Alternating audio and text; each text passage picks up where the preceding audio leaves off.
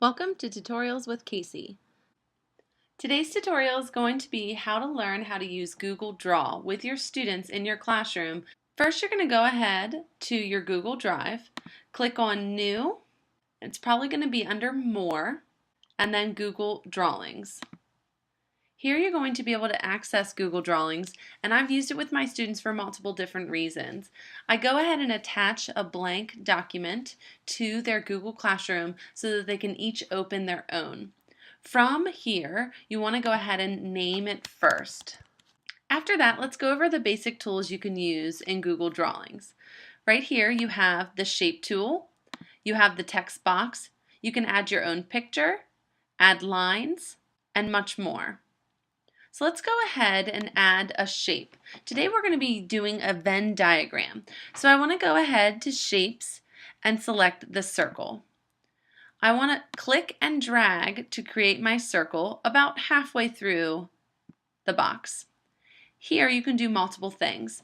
Here's where you fill in the color, and I want this to be transparent.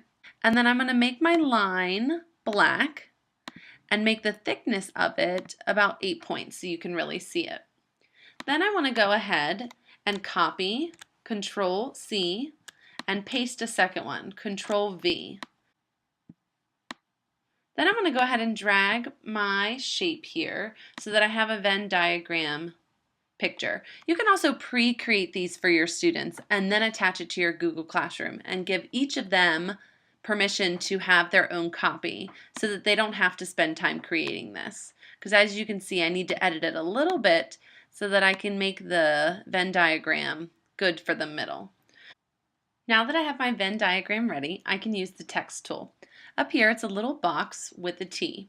If you click it and click and drag where you want your text box, you can insert what text you want. I'm going to do the boy who cried wolf on this side.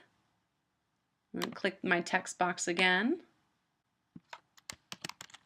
And I'm going to do the rabbit and the hare. And then the middle, I'm going to make sure I do the word same. So one more text box, and I can do same here.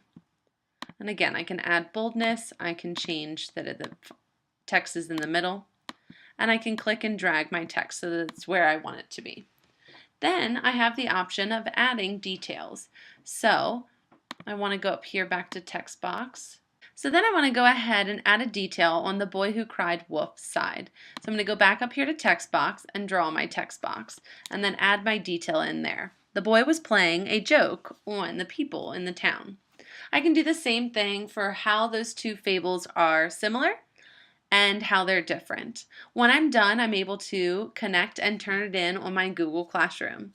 There are other tools such as Shapes, where I can add arrows. Maybe I tell my students that I want them to add an arrow to the detail that they think is most important. So I've selected the arrow and I'm going to click and drag to make my arrow. And again, with the paint tool, I can fill it in. Maybe I want to make it dark red and I want to make the line red as well. I can adjust my arrow to make it smaller or longer, and I can point it to my fact that I think is most important. I can do other things like ask my students to create things using pictures that they can upload from the computer or their own Google Drive. This is a great tool to use to give your students a little bit of creativity while doing their work.